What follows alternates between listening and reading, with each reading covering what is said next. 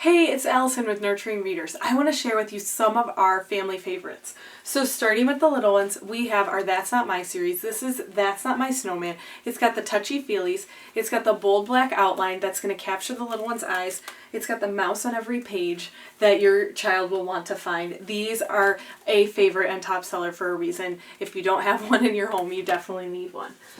All right, Dogs is a favorite. If you have a dog fan, they're going to love this one. But what I love is every page, it shows a different adjective to help your kids build vocabulary, but it's in a fun way because it's all about dogs.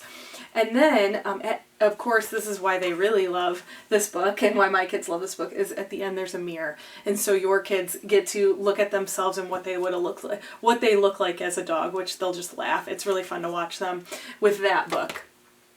All right, next we have Poppy and Sam, complete book of Farmyard Tales. This is one of my kids' favorites, bedtime books. It's got a ribbon to keep your place. There's multiple stories in here, but it's all about Poppy and Sam's life on a farm. And so it's what we call a dual reader. So you can just read the top and it'll make sense, or you can read the top and the bottom for more detail. Now, if your kid's learning to read, just reading the top, they could read the top and then you could read the bottom, which is really fun. There's a duck on each page to find as well. And these are just classic, relatable stories, which is why I think my kids love this one so much, because they can totally relate to Poppy and Sam and the characters in this book. You definitely need this one. It comes with a CD too and a QR code, so you can listen to all those stories on your phone. All right, next is Big Book of Little Stories. This is also a favorite for bedtime. Multiple stories in here. There's also a ribbon. You can see, though, the stories are different. Graphics, each one. And they're silly, they're serious, they're just very entertaining stories. There's classic ones in here. There's ones about dinosaurs, dragons. Your child is gonna love so many of these stories. My kids definitely do. It's a favorite. You need those collections for bedtime for sure. Next we have You Choose in Space. This is a great book if your child likes space, or just likes choosing. If you want to give them choices, they can choose their job on board a spaceship. They can choose what they're going to wear. This one sparks creativity and great conversation.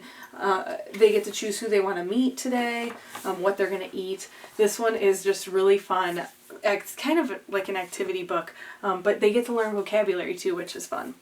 All right, a really favorite storybook is Dragon Post. This is all about Alec, and guess what? A dragon appears at his house, and he doesn't know what to do, so he writes to the fire brigade to get help. There are actual letters, because the fire brigade writes him back, and you get to read the letters of what they say and what advice they give him regarding having a dragon in his house.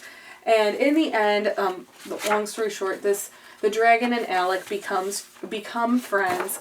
And in the end, he gets Dragon Post from the dragon when the dragon leaves his house. So super fun book. Your kids are going to love that one. The next one that I wanted to show you that's super unique is How Big is a Million? I love this one because it teaches our kids the concept of what really is a million. So Pipkin, this penguin, is trying to go around asking everyone, what is a million? Like, how do I figure that out? And then he comes back to his mom in the end and he's like, I can't find what a million is. And his mom gives him a hug, then takes him outside and says, don't worry, Pipkin, look up at the stars, and shows, hey, there's a million stars. And then in the end, at the end of this book, there's a huge poster that you get. And I'm going to not open it all the way, but you can see there's literally a million stars in here that your child, if they want to, can count. But really, it's not about counting. It's giving them that grasp of a million is a lot. And so I love that concept and that it's in a fun storybook. All right, next we have Usborne Start to Cook. This is a great step-by-step cookbook for your kids that like cooking and like trying to create new recipes.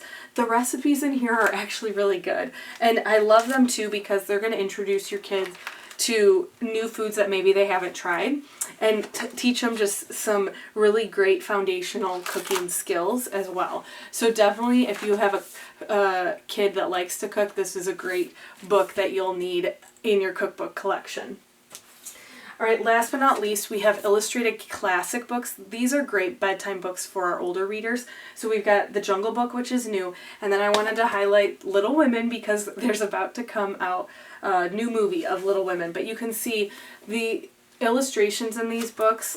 It's definitely for older reader, but the illustrations are really great. I love Little Women especially just because of the character development. This is an unabridged version, so it is the classic version, but your older readers are definitely going to love this one.